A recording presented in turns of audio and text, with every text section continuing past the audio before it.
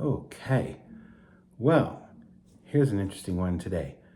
I picked up a Tamiya Frog kit for an unbelievable price on a sale up here in Canada, $160 Canadian for the kit. That's cheaper than what I paid for the original kit when I was a teenager. So I hadn't built a frog in, oh my gosh, it's got to be 35 years. And thought, okay, this is going to be super fun, but let's do it with a bit of a twist. So I wanted to do something inspired by my Yokomo 870C, which was inspired by the Masami Hirosaka scheme. So that's the Yokomo. And I tried out a little something that I think worked really well, which I call the Frokomo. So here we have Tamiya Frog with the Masami Hirosaka livery and scheme, and it's kind of a mix between what you would have seen on the Yokomo and what was on his RC10 around the same era. And decals from MCI, and also just a few that I had from some associated kits, and a few of the old Frog decals themselves, right? So you can see Frog Racing up there, and the green stickers on the antenna poles. And then I went super crazy, and with this whole pink motif, I attempted to fabric dye the wheels pink.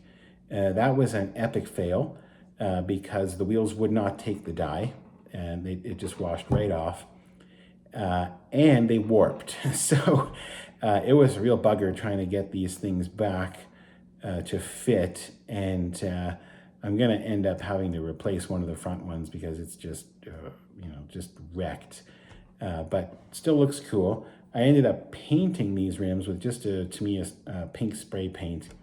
Not the most robust solution. It will chip and flake off, but looks pretty cool for now. And of course, painted the tires with a nice white paint pen. And then continuing that pink motif, I don't know if you can see it, but I've got the pink Yokomo stock motor installed there. And I even painted the steering servo pink, which you can kind of see under there. Yeah, it's funny, they call this chassis the space frame, and there really isn't a lot of usable space in it because there aren't a lot of flat surfaces. So what you end up doing is the steering servo mounts on one side, and back in the day, the speed controller servo would have mounted right beside it. And on the original Frog that I built, it absolutely had a mechanical speed controller, so there was two servos. But this one comes with an electronic speed controller that you actually mount by double-sided taping it to the steering servo, because there literally is nowhere else to put it. You could potentially put it where the driver is if you want to forego having the driver. But just for the overall look of it, I went with the driver. You can kind of see him in there. So speed controller mounts to the steering servo, and the receiver kind of mounts to the last semblance of a flat surface on a little insert that goes in the chassis. And it all does come together nicely, but you do have to be careful with your wire routing because you don't want to pinch anything or kind of get in the way of the rear shocks. So the motor wiring dressing has got to be pretty neat. And then I also don't like stuff dangling out all over the sides because that can snag while you're driving it. So try to keep everything pretty short, and actually when I mount the battery in here, it's pretty tight. So pretty happy. This will be a basher just to kind of run around the backyard and the neighborhood. It's not, despite what they may say, meant for serious racing or anything like that. The suspension is kind of for decoration only. It's way too stiff. I think I would have to drop this off the roof of my house before the rear shocks actually compressed.